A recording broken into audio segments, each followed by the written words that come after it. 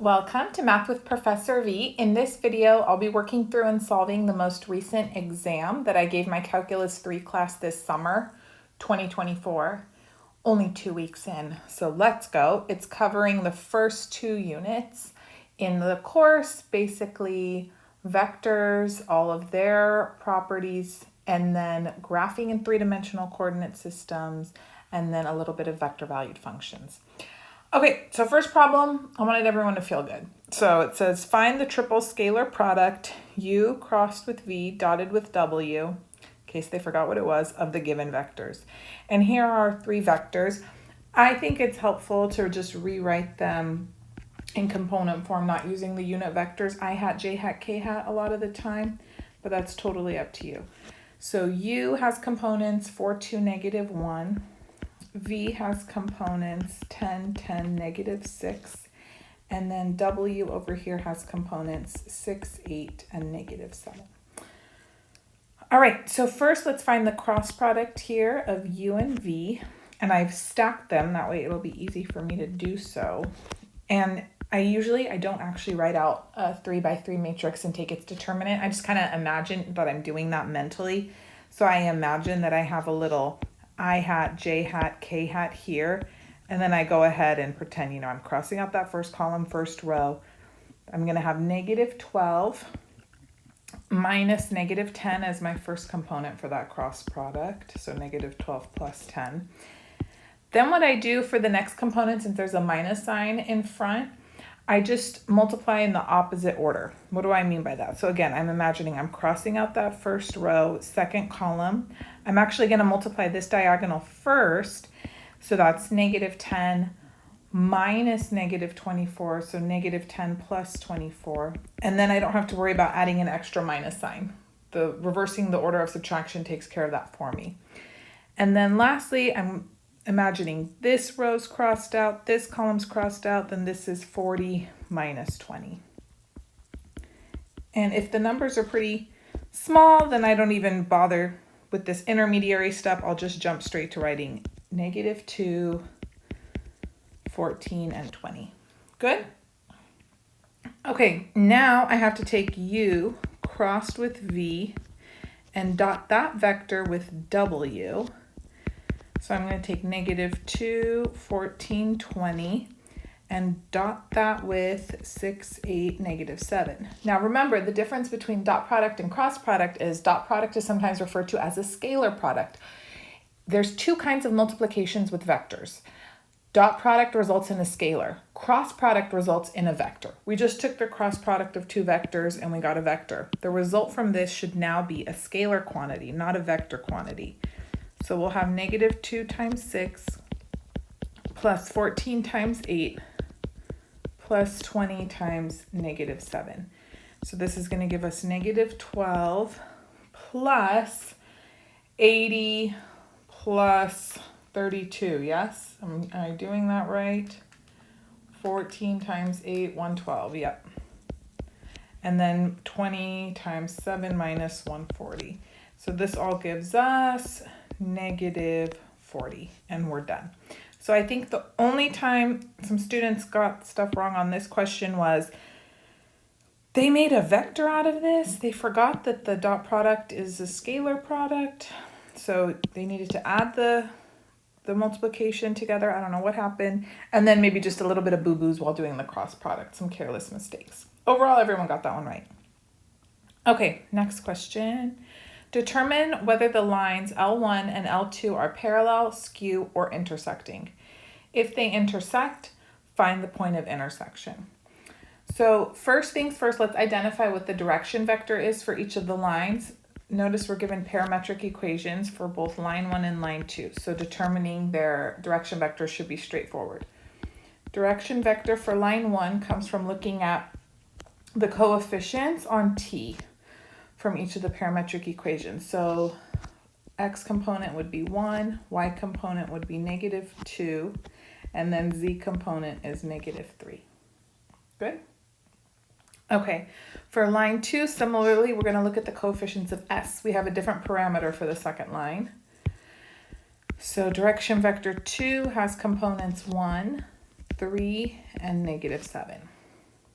So first thing I'm going to address is whether or not these lines are parallel. Well, I can see that the direction vectors v1 and v2 are not scalar multiples of each other, right? They're not scalar multiples. No way, not even close. That means v1 and v2 are not parallel. So if the direction vectors are not parallel, then the lines are not parallel. Thus, the lines are not parallel. Okay, so that's handled. Now I want to know, are they skew or do they intersect? So what does it mean for two lines to intersect? It means that they share some ordered triple, x, y, z, in common. So I'm going to set up a system of equations to see if I can find such a point. So from the first line, the x coordinates are given by t plus 2. I want to know, does that ever equal s plus 3? And then similarly for y, I want to know, does negative 2t plus 3 ever equal 3s minus 4? And for z, does negative 3t plus 1 ever equal negative 7s plus 2? All right, now look at this system of equations here. We have only two unknowns, s and t, yet we have three equations. So how do we deal with this system? We only need two equations when we have two unknowns. So I'm just going to work with two of the equations together, solve for s and t, and if I find a solution, then I'll just check it in the third equation to make sure that it satisfies all three, okay? So let's just focus on the first two. I'd like to use the elimination method. So what I'm going to do is try to eliminate t. You can do whatever you want. You could also do substitution, but I love elimination. So I'm going to multiply this top equation by 2, okay? So doubling this guy, 2t plus 4 equals 2s plus 6. And then let's just leave the next equation alone. Negative 2t plus 3 equals 3s minus 4. Add these together, and then look, ooh, this cancels out. I love it. And then I have 7 equals 5s plus 2. Moving that 2 over, then I have 5 equals 5s, so s is 1. Fabulous, fabulous. Okay, now I can just come back, substitute in 1 for s right there. Then we have t plus 2 equals 1 plus 3. T plus 2 is 4, so t equals 2. So my solution is that t is 2 and s is 1.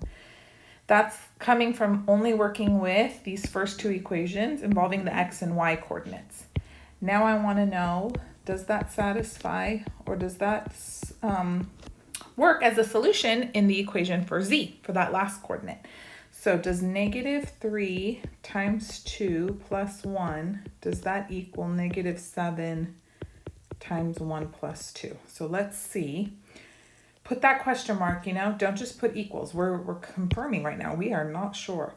So negative 6 plus 1, does that equal... Why did I already write a 7? That's bizarre. It should be negative 7, excuse me. Negative 7 plus 2. See, did you see the panic in my voice? Did you hear it? You couldn't see it. Yes, it works. Okay. Don't forget that minus sign. So, did some students get this wrong? Yeah. Couple places, they probably just messed up while solving the system and they got that there was no solution overall. Okay, or they forgot to check whether or not the lines were parallel. So the last thing we have to answer though is if they intersect, find the point of intersection. So I know that t equals 2 and s equals 1 satisfies the solution to this system. So let's go figure out what the ordered triple would be. And you can plug in either, you should get the same result, yeah? So if I use t equals 2 and I plug that into line 1, I would get the point 4, negative 1, negative 5. You should get the same thing if you plug in s equals 1. That's another way to confirm instead of plugging into z. 4, negative 1, negative 5. So no matter how you slice and dice it, there's that ordered triple where they intersect. 4, negative 1, negative 5. And you're done. Okay? Very good. That one went well for everyone for the most part. Moving on. Question 3. So calculate the requested distance. You must show all relevant work justification in order to receive full credit. Simply using a memorized formula will result in a score of 0. So I want them to show that they understand what they're doing and the setup for the problem. So it asks for us to compute or calculate the distance from the point S to the plane 2x plus 2y plus z equals -3. So here's what we're going to do. We're going to draw a little picture to help explain our reasoning.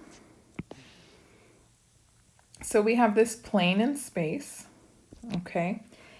And we want to calculate the distance from this point S to the plane. Now we know the distance, we always mean the shortest distance.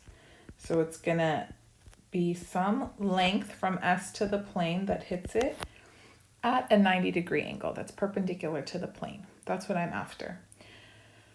What else do I know about this plane? Well, here's its equation. If I look at the coefficients of x, y, and z, I have the components of a vector that's normal to the plane, namely 2, 2, and 1. Very good. So what we're going to do is we're going to find some point on the plane, and I'm going to connect that point to the point S. I'm going to make a vector, P to S. And then the distance here that I'm after is going to be the scalar projection of PS along the normal vector. So I don't know, the normal vector we know for sure, right? It's perpendicular to my plane. There's N. And there's no way of guessing P and making sure it's directly underneath S so that this would come and be at 90 degrees, that distance would be. So you pick P wherever your heart desires, pick some nice little point on the plane, connect it to S, you make that vector, and then the distance is going to be, just to make sure it's positive, we want the scalar projection of PS along N. Good? Okay. So first, let's pick a point P on the plane. Here's the equation of the plane. You can pick whatever you want as long as it satisfies the equation of the plane here. So I thought the easiest thing was just to let x be 0, y be 0, and then z is -3. That's my point P on the plane. So then my vector from P to S, here's S's coordinates, would have components 5 minus 0, 7 minus 0, and then -8 plus 3, -5. So there's my vector PS. Okay, so then now here we go. To compute the distance, I'm going to take scalar projection of PS along N. So that's PS dotted with N divided by magnitude of N. And I'm putting absolute value just in case for some reason that scalar projection comes out negative, since we're after a distance in this case. So PS dotted with N, let me rewrite the vectors here, 5, 7, -5. I want to dot that with N, which has components 2, 2, 1. Divided by magnitude of N is going to be square root of 4 plus 4 plus 1. Okay, I can already tell this dot product's going to be positive, so I don't need to keep the absolute value bars. This is going to be 10 plus 14 minus 5 over square root of 9. So that's 24 minus 5, so 19 over 3. And that is it. Okay, so as long as they included a diagram like this, showing the distance, where it hits the plane, the normal vector to the plane, and some point P, this was enough justification. They didn't need to like write me paragraphs or anything like that. Okay, good. This is a very common problem. So hopefully if it pops up on your test, you'll be able to solve it too, if you're watching and you're not one of my students. Okay, next question, number 4. Find the acute angles between the curves at their point of intersection. And I did give a little baby hint. I said the angle between two curves is the angle between their tangent lines at the point of intersection. So first, let's figure out where these curves intersect. And then let's figure out what the slopes of their tangent lines are at each of these points of intersection. And the problem was specific. They wanted degrees rounded to 1 decimal place, and they want acute angles. Because, you know, when you have two curves intersecting, one of the angles is going to be less than 90, and then the other one's going to be greater than 90. So they're telling you they want the acute angle. I'll show you how to guarantee that you get the acute angle. So first things first, let's find where these two curves intersect. So I'm going to set x squared equal to x cubed. And you know you should never divide by a variable. You're going to lose information. Big no-no. So we set it equal to 0 and factor when solving. I can take out an x squared, and then I have x minus 1 as my other factor. So I get either x equals 0 or x equals 1. So those are the two places where the curves intersect. They intersect at 0, 0 and at 1, 1. Okay. Now I want the slopes of the tangent lines for each. Let me make two little columns, one for y equals x squared, one for y equals x cubed.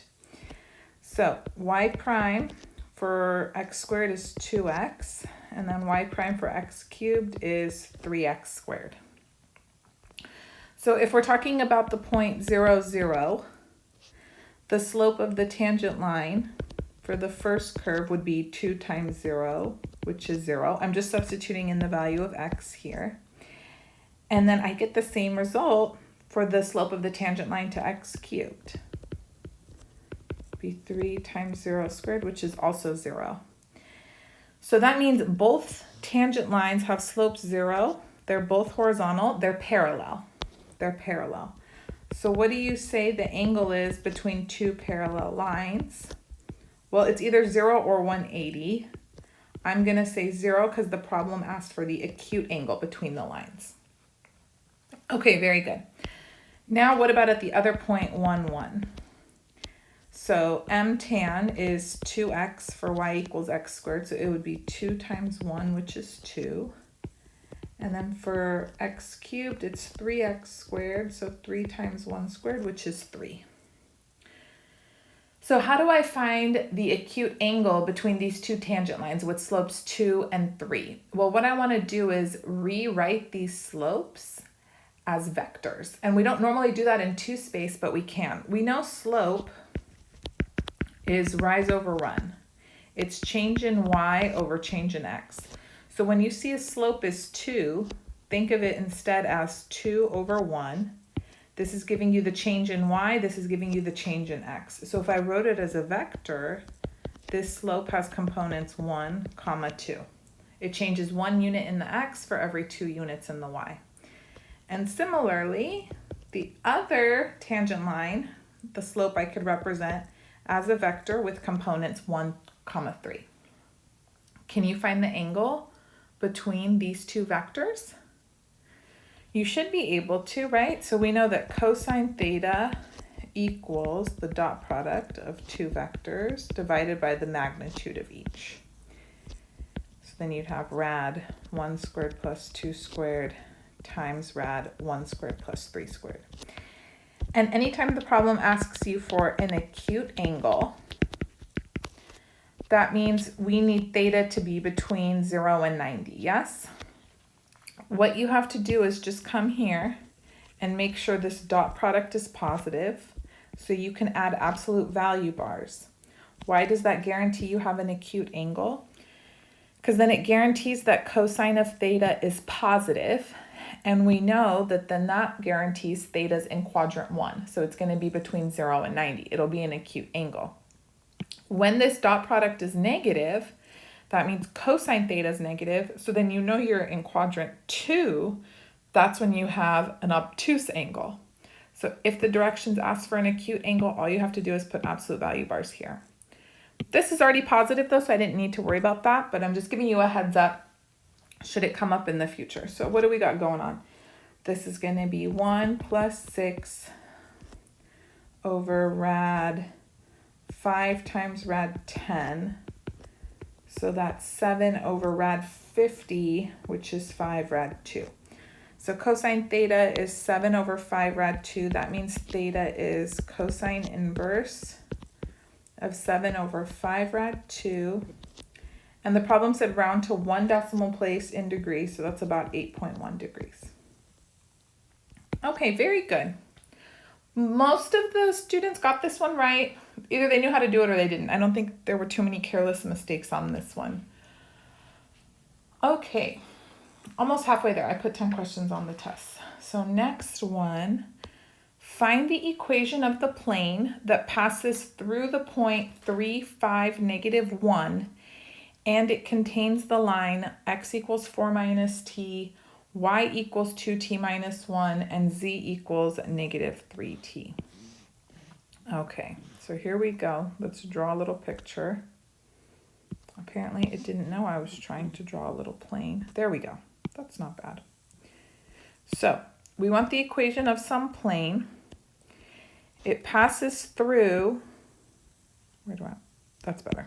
It passes through the point 3, 5, -1. So that point is on the plane. Let's call it P. That point P is on the plane. And then this plane also contains this line here. I'll call this line L. This line is also in the plane. Well, how do I write an equation of a plane? I need two things. I need a vector normal to the plane, and I need a point. Well, I already got the point. That's taken care of. I need a vector normal to the plane. How do I do that? If you're not given a vector normal to the plane, your next course of action is to find two vectors that are in your plane. Two vectors in the plane. You cross them. The result will be a vector that's mutually orthogonal to those two vectors, and therefore it's going to be normal to your plane. So can I find two vectors in the plane? I need two vectors that are in my plane. One should be obvious. The direction vector for the line is in our plane. So what's the direction vector for the line? Just look at the coefficients of t from the parametric equations, -1, 2, -3. That vector is in my plane since this plane contains the entire line L. I don't know where it is, but here, let's say this is V, okay? That's one vector down. I need to cross it with somebody, and then I'll have a vector normal to the plane, but not just any old somebody, somebody in the plane. How can I make one more vector in my plane? Well, let me find a point on the line and connect it to this point P. I know the line is in the plane. I know the point P is in the plane. If I connect these two, that vector will be in my plane. So come to the line. Can you get a point out of this equation? I think so. Just, give yourself the nicest point you could think of. Plug in 0 for t, and we'll have some other point. Let's call it q. If I let t equal 0, I'll get 4, -1, 0. Boom. There's my point q. Let's make a vector, okay? So q to p would have components -1, 6, -1. Okay, so this vector is in our plane. V with components -1, 2, -3 also in our plane. If I cross them, I'll have a vector normal to our plane. Beautiful. So QP crossed with V gives me a vector normal to our plane. And what would its components be? Let's see. So that would be -18 plus 2, 1 minus 3, and then -2 plus 6. Let me double check. So this is giving me -16, -2, and 4. Okay, very good. Now, when we're writing the equation of a plane, I just need a vector that's normal.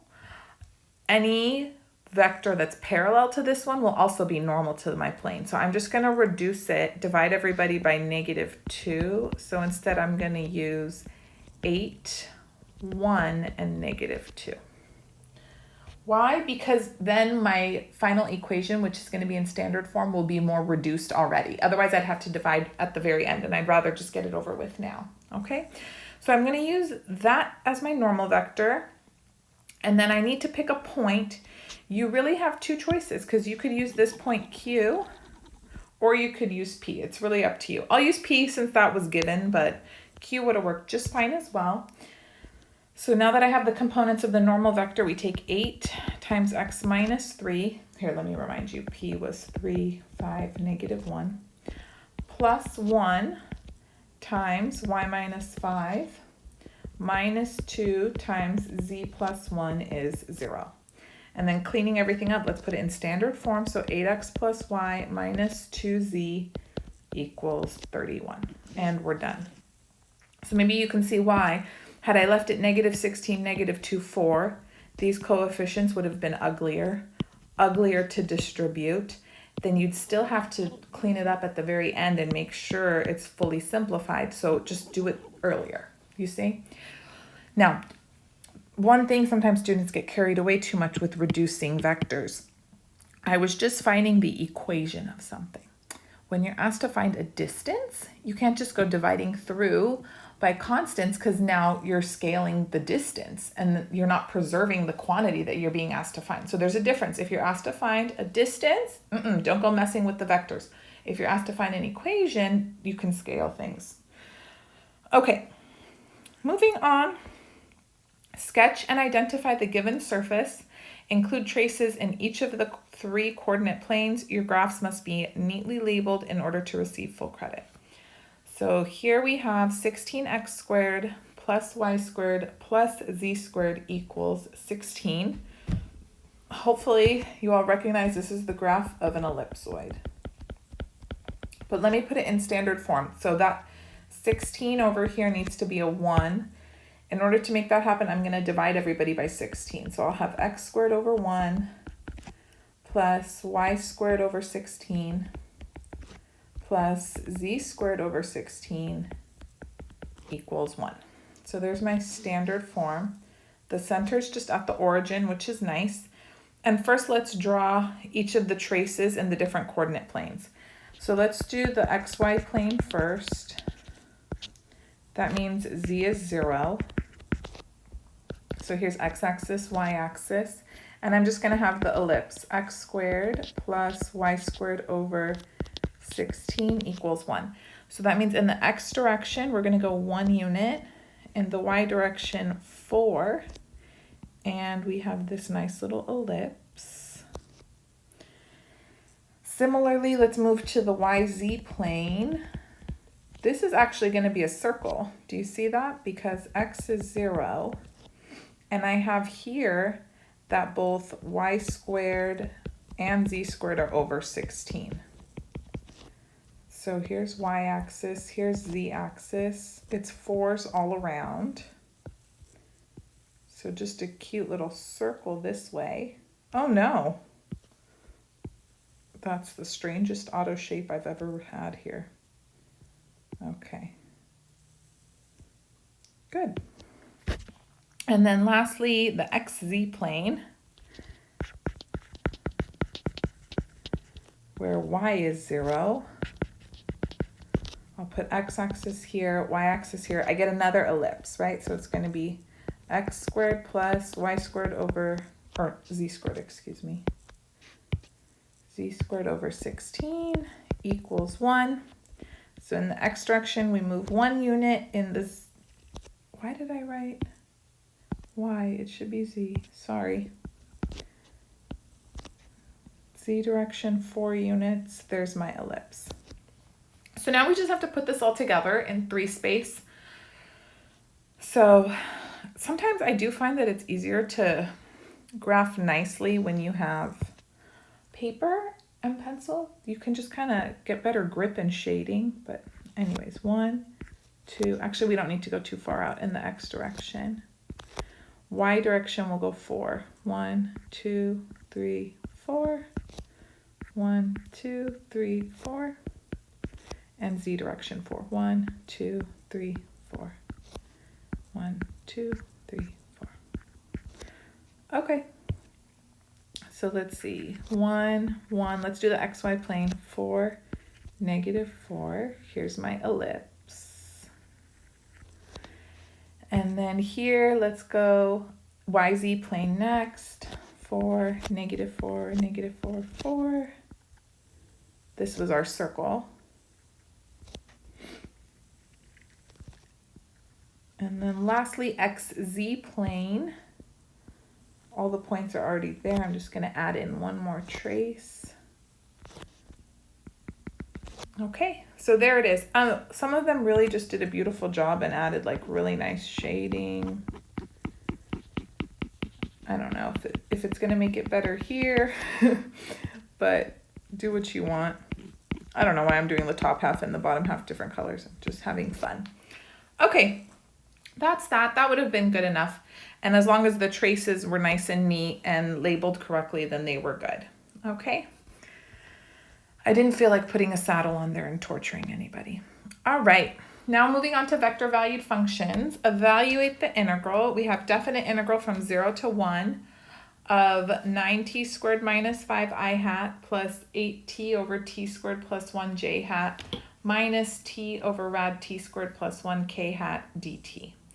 So when you're integrating vector valued functions, you just go component by component. So I'm going to set it up. I'll do each component separately since the last two maybe require a little more work depending where your integration skills are. So I'm going to do definite integral from 0 to 1, 9t squared minus 5 dt. So antiderivative of 9t squared is going to be 3t cubed. Then I'll have minus 5t evaluated from 0 to 1. And then substituting in my limits of integration, I'm going to have 3 minus 5 minus 0 for the lower limit. So this is -2. Good. Next component, j hat. So we have definite integral from 0 to 1, 8t over t squared plus 1 dt. Now, when you've done a lot of integrals, you might be able to just do this u substitution in your head. But if not, let me write the steps out. So we're going to let u equal t squared plus 1. Then du is 2t dt. Well, that's not exactly what I have. I have 8t dt. So to make it match, let me multiply by 4. So 4 du is 8t dt. And then I can rewrite this integral now as 4 du over u. But I do need to also change my limits of integration because these limits 0 and 1 belong to the variable t. So I need to figure out what they are in terms of u. So to do that, you're going to come plug in 0 and 1 for t right here where we made our substitution. So u of 0 is 0 squared plus 1. That's 1. So that's my new lower limit. And then u of 1 is 1 squared plus 1. So that's 2. That's my new upper limit. Okay, from here, the 4 isn't doing anything. You can take it outside if you want. 1 to 2, 1 over u du. And then antiderivative of 1 over u, natural log, absolute value of u, and we evaluate this from 1 to 2. So keep the 4 out there. You have ln, 2 is already positive, so I don't need to write absolute value, minus ln of 1. Ln of 1 is just 0. Goodbye. So we have 4 natural log of 2. Boom. Second component done. Lastly, I need to deal with k hat. Don't worry if you can't see it. I'll rewrite it right here. 0 to 1. There was a minus sign in the front, so I'll just put it outside. T over rad t squared plus 1 dt. So I'm actually going to use the exact same u substitution that we have right here. How convenient for us. And the only difference is, since I only have t dt, I'm going to divide the 2 over this time. So 1/2 du is t dt. So now I'm going to rewrite this integral, keep the negative, and I would put the 1/2 out there. My new limits are 1 to 2. And then I'm going to have du over rad u. Are you guys okay? You're in Calc 3, so this is not your first rodeo or the first time you're seeing u sub. You should be fine. So this is -1/2 integral from 1 to 2 u to the -1/2 du. And then add 1 to the exponent, divide by the new exponent. So it'll be u to the +1/2. Dividing by 1/2 is the same as multiplying by 2/1. And I'm going to evaluate this from 1 to 2. So 1/2 and 2 cancel. I just have negative. U to the 1/2 is rad u. So rad 2 minus rad 1. So that's just rad 2 minus 1. And then with a negative out front, I could rewrite that as 1 minus rad 2. So then for your final answer, this was a vector valued function. Put all 3 together and your answer should be a vector. So we have -2. That was the result from the first one, in case you forgot right there. And the next component is 4 natural log of 2, and then 1 minus rad 2 for the last one. Good? Okay. I'm just breezing through this test. Here we go. Next one, find the arc length parameter along the curve from the point where t equals 0 by evaluating the following integral. So the arc length parameter s is given by the integral from 0 to t of the magnitude of v of u du. And remember, v of u is r prime of u. So here we have our vector valued function r of t. I'll rewrite it as e to the t cosine t, e to the t times sine t, and 4e to the t. So in order to find the arc length parameter, first I need to take the derivative of r, then find its magnitude, and then set up the integral. So here we go, r prime of t, I need to use the product rule for the first two components. So derivative of e to the t cosine t would be e to the t cosine t minus e to the t sine t. Next component's derivative would be e to the t cosine t plus e to the t sine t. And then no product rule for the last one, just 4e to the t. Now, when you take the magnitude of a vector, if you notice that you can factor something out from all the components, I recommend you do so, because then you can just carry it through. You don't need to include it in the whole process of squaring and adding everything together. So what do I mean by that? I can factor out e to the t, right, from everybody, and I'm going to put it outside in front of the vector. So I have e to the t times cosine t minus sine t, cosine t plus sine t, and 4. And why this is so nice is because now when I find the magnitude of r prime of t, this just comes along for the ride. It's just going to get multiplied, and then I only have to worry about squaring and adding up what was left over. Yes, I'm not lying. It's very helpful. So you have to square the quantity cosine t minus sine t. And this is where sadly some students messed up. They forgot to FOIL. Yeah. So e to the t just comes along for the ride.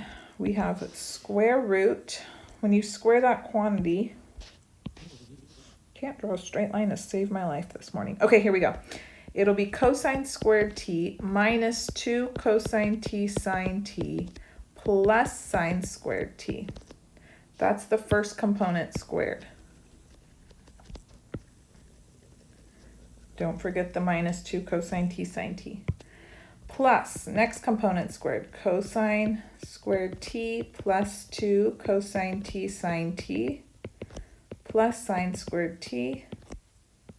And then lastly, we have plus 16. So here's second component squared right here. Okay, from here, what's cool is negative 2 cosine t sine t and positive 2 cosine t sine t cancel out. Then I just have cosine squared plus sine squared, which is 1. I have another cosine squared plus sine squared, which is another 1. So then I'm left with e to the t rad 18 which simplifies to 3e to the t rad 2. Boom. Oh my goodness. Okay, so this is what we're going to have to integrate. I feel fine about it. It's just a constant times sweet little e to the t. I don't think life could get better. So s of t equals integral 0 to t. Now, when your upper limit of integration is t, that means you can't use that variable in your integrand. That's not well defined. So we switch it to u. So we have 3e to the u rad u du. Okay, you can pick any, it doesn't have to be u, usually that's what we use, but you cannot have the same variable as what one of your limits of integration is. So from here, I would just say, let's take the constants out. 3 rad 2, 0 to t, e to the u du, antiderivative of e to the u. Very good, e to the u. And we'll evaluate it from 0 to t. So it's, oh, I got too excited. 3 rad 2, e to the t minus e to the 0. So I can put it all together and say s of t equals 3 rad 2 times e to the t minus 1. So there's our arc length parameter for the curve. They didn't ask for us to rewrite the curve, to rewrite r of t as a function of the arc length parameter instead, so we're done. That was it. Okay, last couple questions. Find t, n, and b for the given space curve. So t is our unit tangent, n is our unit normal, and b is the binormal vector. So let me first rewrite our vector valued function. It has first component natural log of cosine t plus 7. Next component is 5. And lastly, we have 3 plus t. Okay, so to get my unit tangent, I have to take r prime of t, and then I want to make sure it's a unit vector, so I'm going to divide by the magnitude of r prime. So first things first, I need the derivative. So r prime of t is going to be, derivative of natural log of cosine t is 1 over cosine t times the derivative of what's inside. I have to use the chain rule. So the derivative of cosine t is negative sine t. And then derivative of 7 is just 0. Next component's derivative is also 0. And then I have 1 at the end. So this ends up being negative tan t 0, 1. Good. So magnitude of r prime of t is going to be square root. Negative tan t squared is just tan squared t. It becomes positive. Plus 0 plus 1. And then you need to recognize this is square root of secant squared t. That was crucial. Remembering your Pythagorean identities. Now technically, square root of secant squared t is absolute value of secant t. But notice they told me t is between negative pi over 2 and pi over 2. So that's quadrants 1 and 4. And over there, secant's positive. So I don't have to keep absolute value bars. I can just drop them and live my life carefree. So putting everything together then, t of t, my unit tangent, is r prime, which is negative tan t 0, 1, divided by secant t. Well, that's the same as multiplying by cosine t, right? Times negative tan t, let me write it as negative sine t over cosine t again. 0, 1. And then if I distribute that through, so much lovely cancellation occurs. So t is going to simplify to negative sine t 0 cosine t. Good. Okay, next I need n, my unit normal. How do I find it? T prime of t, and then again you want to make sure it's a unit vector, so you divide by magnitude of t prime. So let's go ahead, let's find t prime. Derivative of negative sine t is? Good, negative cosine t. 0, and then derivative of cosine t, negative sine t. Next, I need the magnitude of this vector. So magnitude of t prime is going to be square root. The negatives will go away right now. So I have cosine squared t plus 0 plus sine squared t. But this is just square root of 1, which is 1. Beautiful. So then my unit normal is t prime divided by 1. So nothing's going to change. I just have negative cosine t, 0, negative sine t. Beautiful, beautiful. And then lastly, our binormal vector, b of t. How do I find it? I take t crossed with n. They're kind of stacked. Hopefully you can imagine. So crossing this out, you're going to have 0 minus 0. So first component 0. Next component, this is gone, this is gone. It's going to be negative cosine squared minus sine squared. So negative cosine squared t minus sine squared t. And then the last component, 0 as well. So be careful this, I take a negative out and you have cosine squared t plus sine squared t, which is 1. So when I completely simplify b, I get 0, negative 1, 0. And we're done. Okay, if they messed this one up, it was usually just a silly mistake with a negative or whatnot, or some of them screwed up in the very beginning and then it just spiraled out of control for a few of them. But we practiced this one in class a couple days before the test, so for the most part they were good. Okay, last problem on the test. 10 part A. At what points does the curve r of t intersect the paraboloid z equals x squared plus y squared? So what I want to do is figure out where this vector valued function, this space curve with components t, 0, and 2t minus t squared intersects this paraboloid. So what I'm going to do is substitute in t for x, 0 for y, and 2t minus t squared for z into the equation of the paraboloid to see where the curve intersects it. So z, come over here, z is 2t minus t squared. When does that equal x squared, which would be t squared plus 0 squared? So we have to solve this now. Again, set it equal to 0. There's too much illegal cancellation that I saw on this test for a Calculus 3 class. It was a little upsetting. So we're going to have 2t squared minus 2t equals 0. Factor out the GCF, which is 2t, and then you're left with t minus 1. So they intersect at t equals 0 and t equals 1.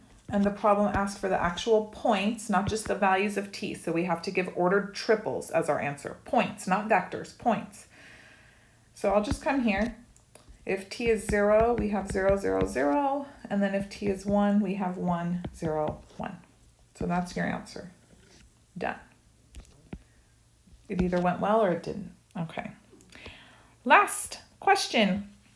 Find a vector function that represents the curve of intersection of the hyperbolic paraboloid z equals x squared minus y squared and the cylinder x squared plus y squared equals 1.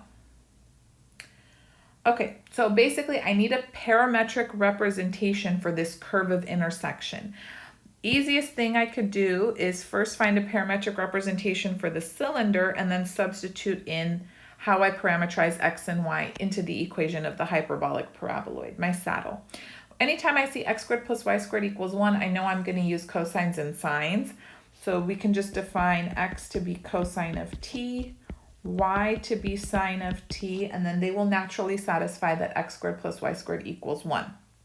Keep in mind though, you have to specify that your parameter t varies from 0 to 2 pi.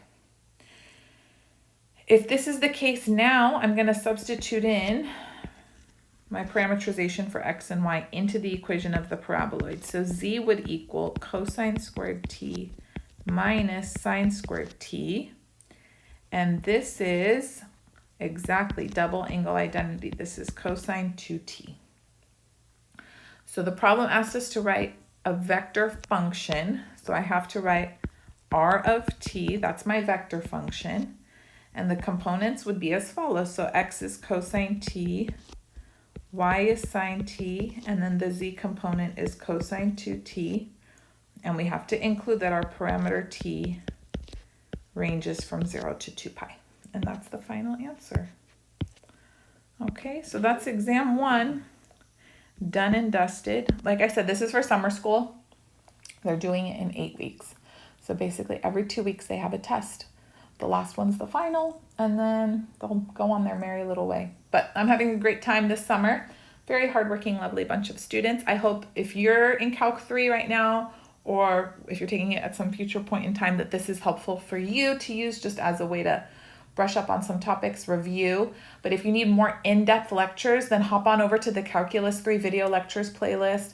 I've also solved the exams that I've given my Calculus 3 class last fall, 2023. Those are all up on my YouTube channel, and I have a playlist solving exams. So if you want to go there and try to find them, hopefully I think I put them all there. Anyways, thank you guys so much for your support. Don't forget to give the video a thumbs up. Comment below what you think the hardest question on the test was. I for sure know which one I think was the hardest. Maybe I'll comment after a few of you do. I don't want to sway your opinions. And then don't forget to follow me on Instagram, TikTok, Twitter, Math with Professor V. Thank you guys so much for your support. I love you all, and I'll be back sooner than later. Bye.